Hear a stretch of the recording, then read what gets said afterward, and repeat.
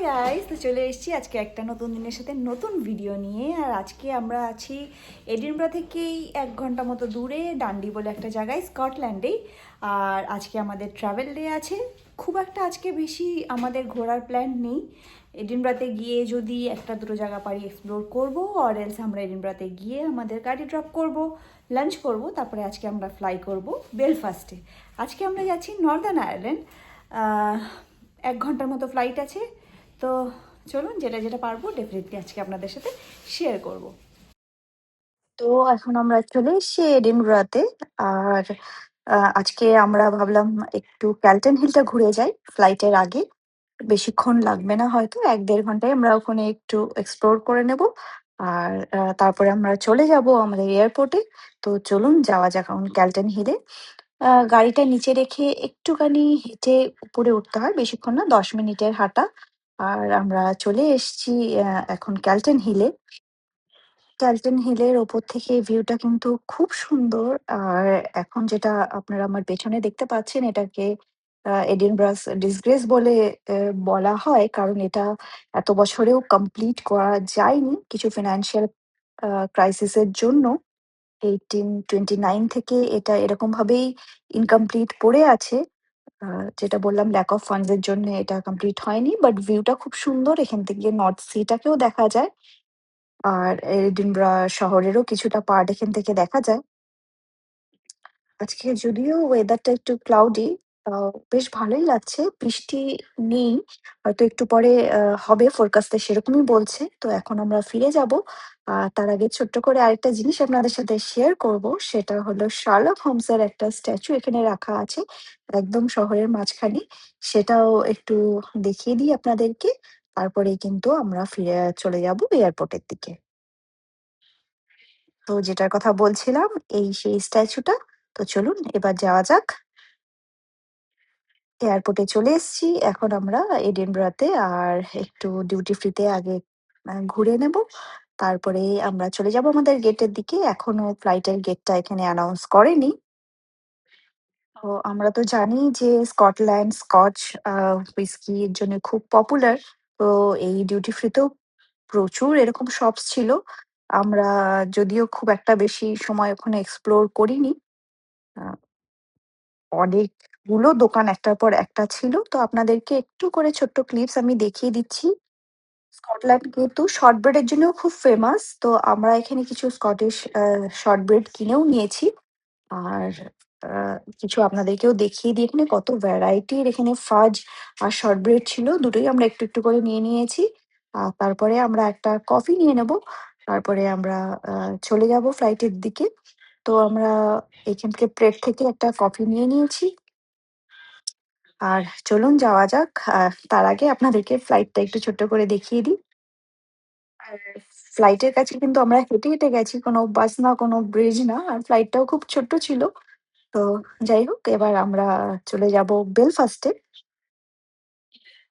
চলে এসেছি আমরা বেলফাস্টে। এখানে আমরা একটা গাড়ি অলরেডি রেন্ট করে নিয়েছি। আর সবকিছু নিয়ে আমরা বেরিয়ে গেছি। এখন আমরা হোটেল যাচ্ছি না। সবার আগে আমরা একটা স্পট ঘুরে তারপরে আমরা হোটেলের দিকে যাব। তো চলুন যাওয়া যাক সেই জায়গাটায়। যে জায়গাটার নাম হচ্ছে ইনচাবি। এই যে চলে এসেছি। এখানে কিন্তু গেম অফ থ্রোনস এর শুটিং হয়েছিল। আর আপনাদেরকে ইনফরমেশনটা একটু দেখিয়ে দিলাম। চাইলে আপনারা পজ করে এই জায়গাটা পড়ে নিতে পারেন। আম অলমোস্ট সানসেটের টাইম হয়ে এসছে। দেখে যদিও মনে হচ্ছে না, বাট ৮টা বাজে ওখানে। তো আমরা খুব একটা বেশি সময় কাটাতে পারিনি। খুব একটা বেশি কিছু নেইও। জাস্ট রিমেইনিংস গুলো আছে অ্যাবেটার। আর এখানে যেই পোরশনস গুলো শুট হয়েছিল সেটা যদিও সিজিআই করেই করা হয়েছিল।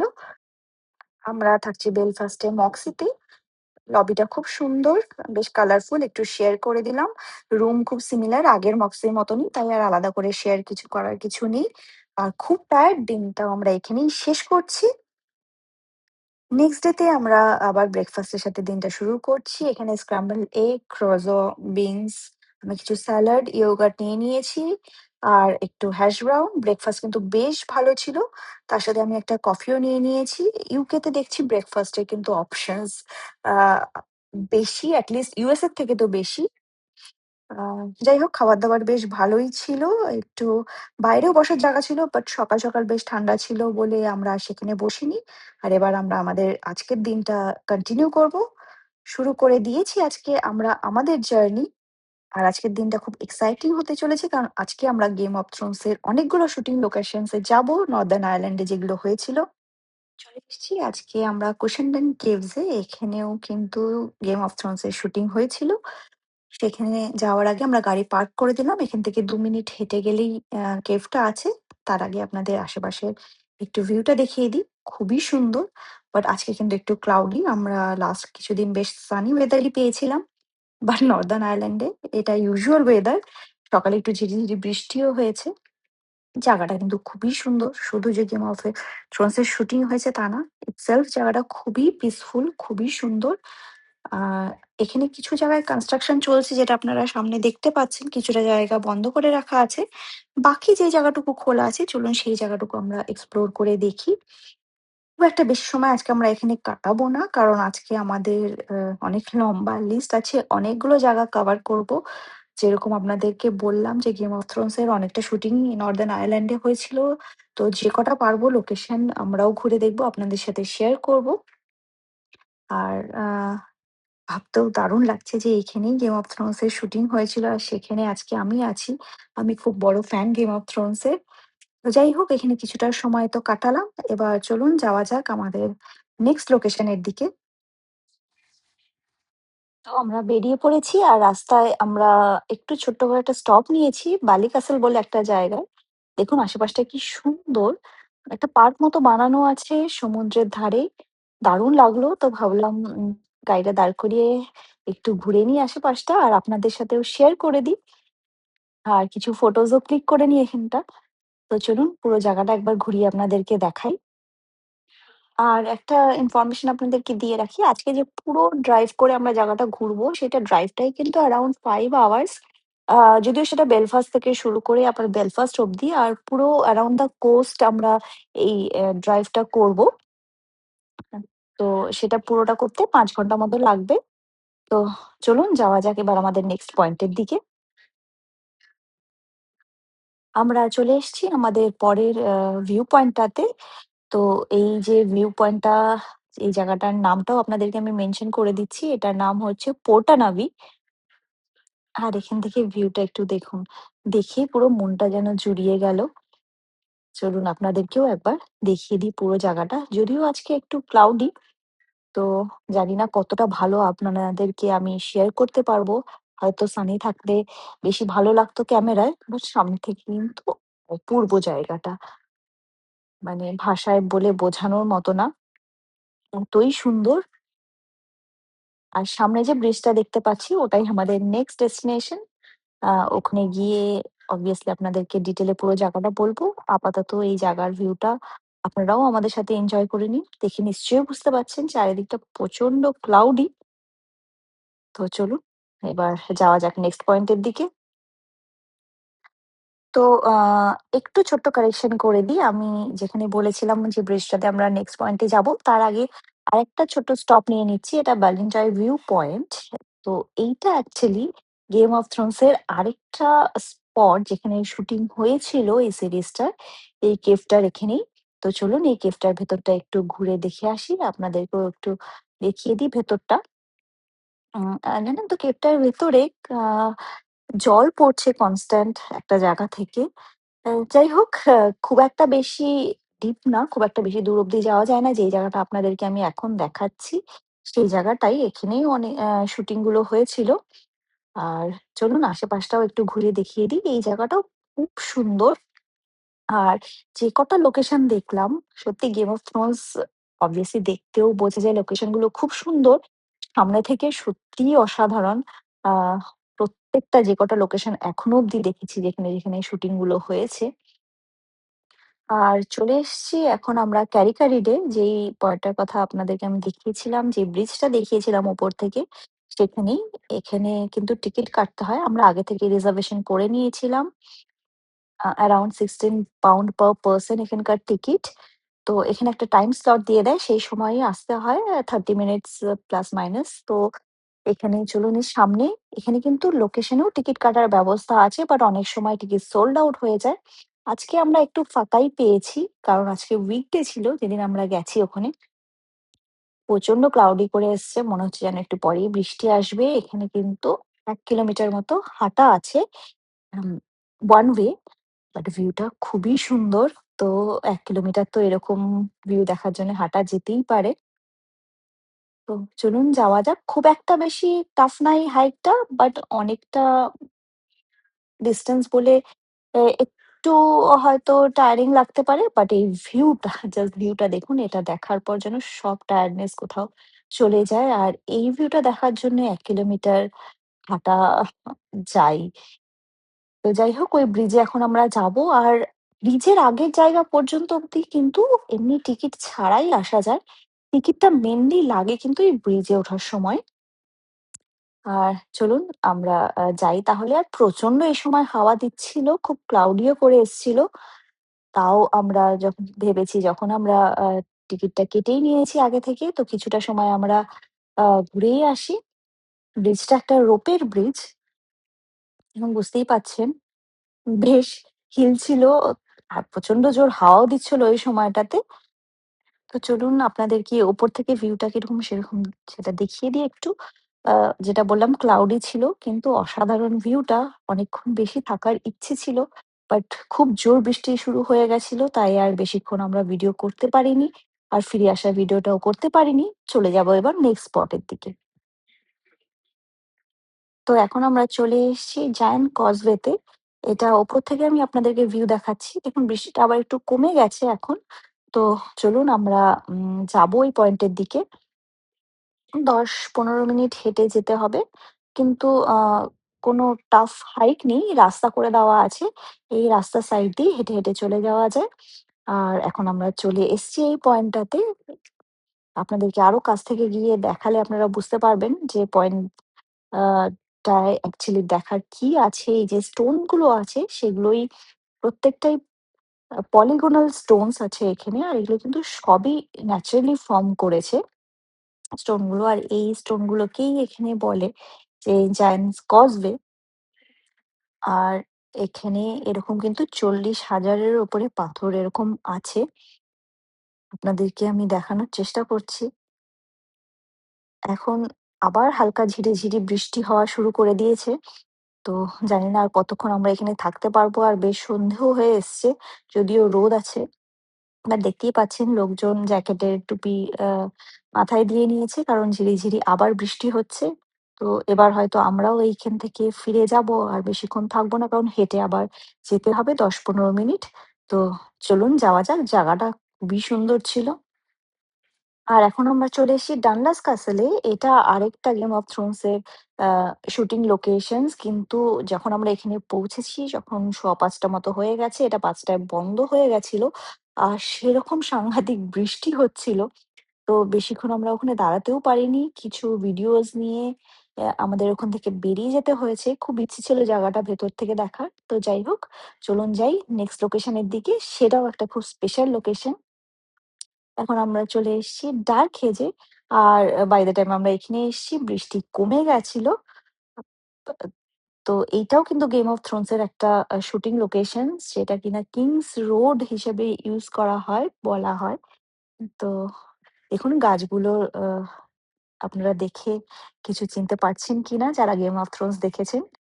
এই গাছগুলো কিন্তু অনেক পুরনো, 18th সেঞ্চুরির। আর এই গাছগুলোর নাম বিচ ট্রি, বীচ গাছ।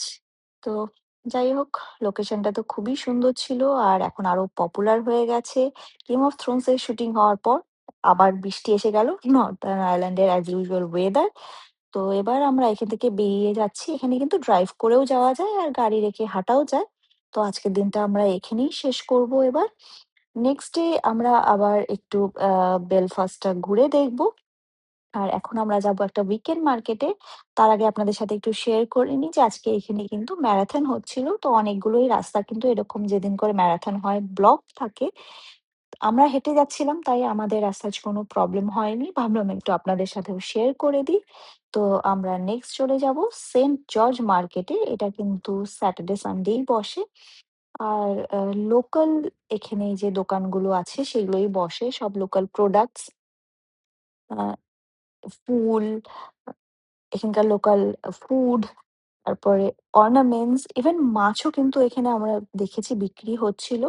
আর ফুড স্টলস তো অনেকই ছিল। আর বেশ ভিড় ছিল জায়গাতে। সুভেনিয়ার্স অনেক কিছু ছিল।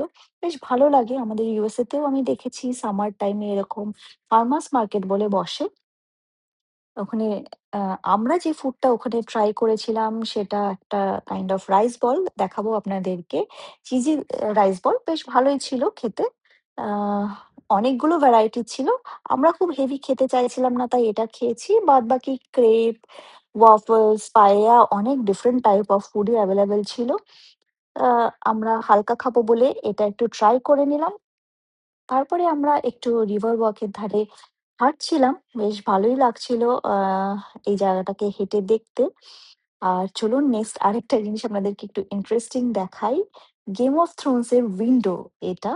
যেদিন সানি থাকে এখানে খুব ভালো রোদ পাস করলে এই জায়গাটা খুব কালারফুল থাকে। ফটোস খুব ভালো আসে। আজকে খুব ক্লাউডি। এটা কুইন্স বিচ। আর 'গেম অফ থ্রোনস' এর কিন্তু বেশিরভাগটাই নর্দার্ন আয়ারল্যান্ডে শুট করা হয়েছে যেটা আপনাদেরকে আমি বলেছি। তাই এখানে এতগুলো জায়গা আছে। আর নেক্সট ডেস্টিনেশন ও আমরা সেরকমই একটা জায়গায় চলে এসেছি। এটা কাসল ওয়ার্ড। এখানেও কিন্তু টিকিট কেটেই আসতে হয়। এটাও আ £১৬ পার পারসন এর টিকিট। আমরা এখন ভেতরে চলে এসেছি। কাসল ওয়ার্ডে অনেকটাই শুটিং হয়েছিল। ইনফ্যাক্ট উইন্টারফেল অ্যা যেটাকে বলা হয় যে কাসলটা ইউস করা হয়েছিল সেটাও আমরা দেখাবো আপনাদেরকে অনেকটা জায়গায়। আর এটা যদিও অ্যাকচুয়াল কাসল ওয়ার্ড। তো আ চলুন ভেতরটা গিয়ে দেখা যাক। এটারও টিকিটটা আগে কেটে নেওয়াই ভালো। আর এটা ৫ টায় কিন্তু বন্ধ হয়ে যায়। Most of the castle, most of the যেগুলো এখানে ন্যাশনাল ট্রাস্ট এর লোকেশন আছে সেগুলো কিন্তু ৫ টাতেই বন্ধ হয়ে যায়। তাই আমরা একটু আর্লি চলে এসেছি আজকে। ভেতরটা আপনাদেরকে একটু ঘুরিয়ে দেখাই। যেরকম হয় আ যেকোনো কাসেলের ভেতরে একটা রয়াল বাড়ি, সেখানে সেই ফার্নিচারস, পেইন্টিংস আমার অন্তত খুব ভালো লাগে। আর আ অবশ্যই এই জায়গাটা এখন অনেক বেশি পপুলার হয়ে গেছে। তাই 'গেম অফ থ্রোনস' এর জন্য। তাই জন্যেই অ্যাডভান্স বুকিং করে নিতে হয় টিকিটগুলো। আশেপাশের লোকেশনটাও খুব সুন্দর। আপনাদেরকে দেখাচ্ছি এখান থেকে ভিউটা ঠিক কিরকম চারিদিকে।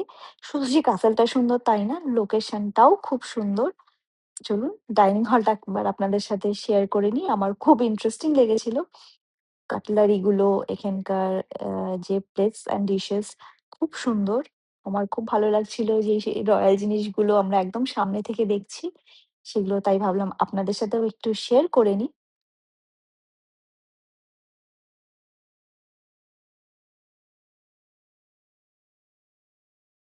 তো চলুন কাসেলের বাইরে থেকে একটু আপনাদেরকে এই লোকেশনটা দেখিয়ে দিই। যেটা বলছিলাম ঘরের ভেতর থেকে যেই জায়গাটা দেখা যাচ্ছিল, চলুন সেই জায়গাটা এবার বাইরে থেকে একটু গিয়ে আপনাদেরকে দেখিয়ে দিচ্ছি। এইটা হলো কাসেলের পেছন দিকটা। এখানেও বেশ বড় একটা গার্ডেন মতো আছে। অ্যাকচুয়ালি পুরো দিনটাই এখানে অলমোস্ট কাটিয়ে দেওয়া যেতে পারে। নইলে এট লিস্ট হাফ ডে নিয়ে তো অবশ্যই আপনারা যদি আসেন তাহলেই আমি বলব যে বেটার। আমাদের কাছে অতটা টাইম ছিল না। সেদিন আমরা ট্রাভেল করব বলে। তো যাই হোক তাও ছোট করে আপনাদেরকে সবটুকু দেখানোর চেষ্টা করছি। এখান থেকে ভিউটা দেখুন। কি অসাধারণ আর অন্ধকার করে এসছে। আর এখন আমরা চলে এসেছি যেই জায়গাটা, সেই জায়গাটা কিন্তু অ্যাকচুয়াল উইন্টারফেল এর শুটিং হয়েছিল। জায়গাটা দেখলে হয়তো আপনারা অনেকেই চিনতে পারবেন যারা 'গেম অফ থ্রোনস' দেখেছেন।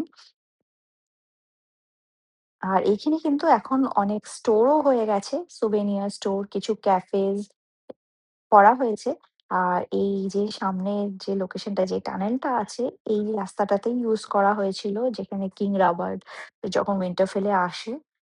আর সেই লোকেশনটাকে এখানে আলাদা করে মার্কও করা আছে।